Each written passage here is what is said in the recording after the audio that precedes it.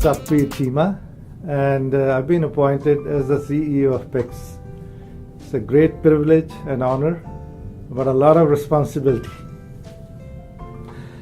Now, I was born in India in village Bariyar, district Gurdaspur.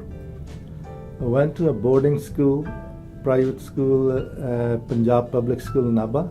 I was there from grade 5th to grade 11th.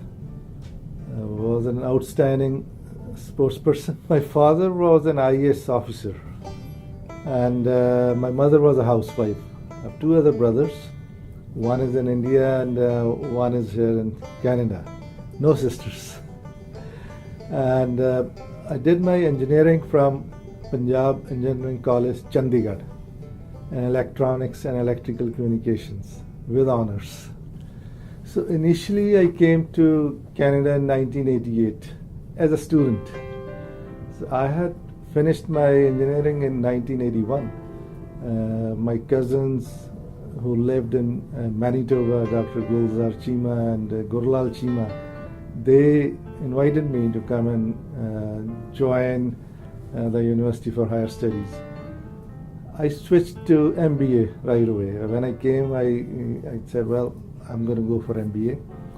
Did my MBA from there, and at that time there was a bad recession in Canada. There were no jobs available, so I packed my bags and went back to India. Then in 1994 I came back to Canada as an immigrant and have been here ever since.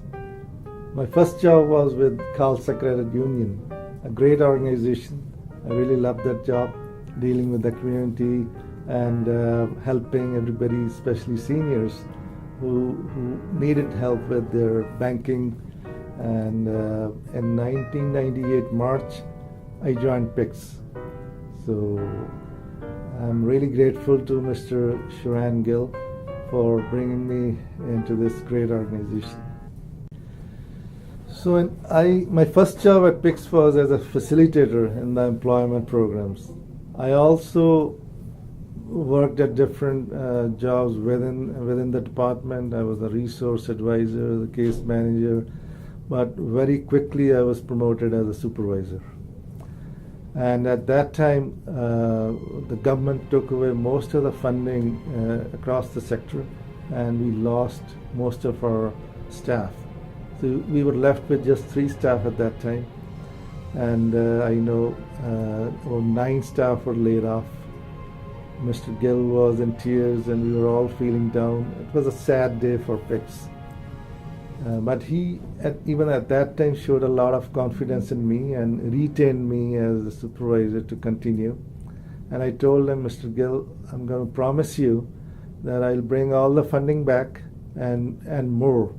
So within 3-4 days, we were able to bring all the funding back, and we had about a staff of 27 working with us in about 4 years. So I thought that was a great achievement. So there are 2 initiatives that I really want to talk about. One was I was able to connect with the Canadian Forces, and I convinced them to open a recruiting office within Pics head office.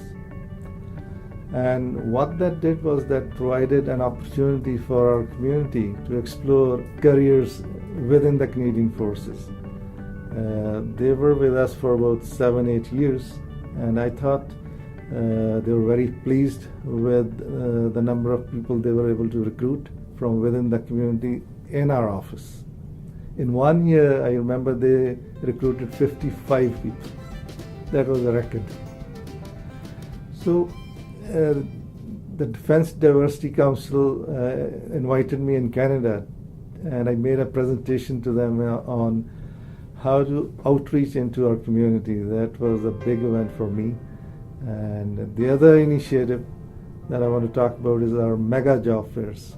Again, our team, my team, we decided that this is something that we want to take on. We started pretty small in 2005, organized the first one within our office. It turned out to be a huge success, way more than even what we could have dreamt about. And our mega job fair was born. Right now, it's the biggest job fair in the Lower Mainland. Last year we had about 102 exhibitors and about 6,000 plus minus participants coming every year. So huge success. Gives an opportunity for the community, for job seekers to meet with employers under one roof in one day.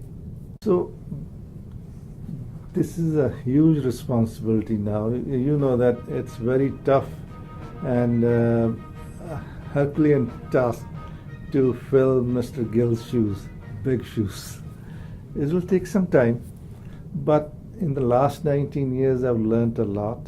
He's mentored me, he's coached me, and I have delivered as well. I've tried my best to provide the best services in the community. Now moving forward, what I see is that there are opportunities that we are already working on. This diversity village that as soon as we get funding will be built and become operational. We're just waiting for the green light. We bought the land and it's a need in the community and the government understands that. And some of the other initiatives that are needed is a lot of gang related activity in our youth. A lot of them are involved in drugs, so we definitely need to work on that. We need the support of our community. They've always been with us, but now we need them all the more because these issues can't be dealt with just by one organization. We need everybody on board on this. And then there's homelessness. Then there's some people who are economically not that well off. They don't even have food to put on their table. And it's sad that in this country we have students going to school without eating proper breakfast, without bringing a lunch with them. And I think we owe it to them. As a community, as a society, we have to ensure that everybody is fed, especially the children. And when the time comes, we will be taking some steps towards that as well. So as you know, the population is aging, so we have to continue providing more programs and develop more programs for our seniors. And right now we are working on building a diversity village.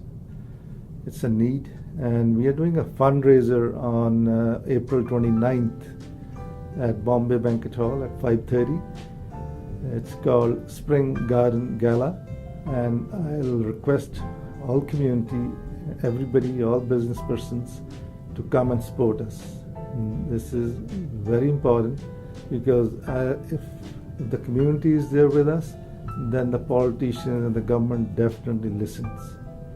And it's an investment in ourselves because we are all going to need that facility sometime in the future.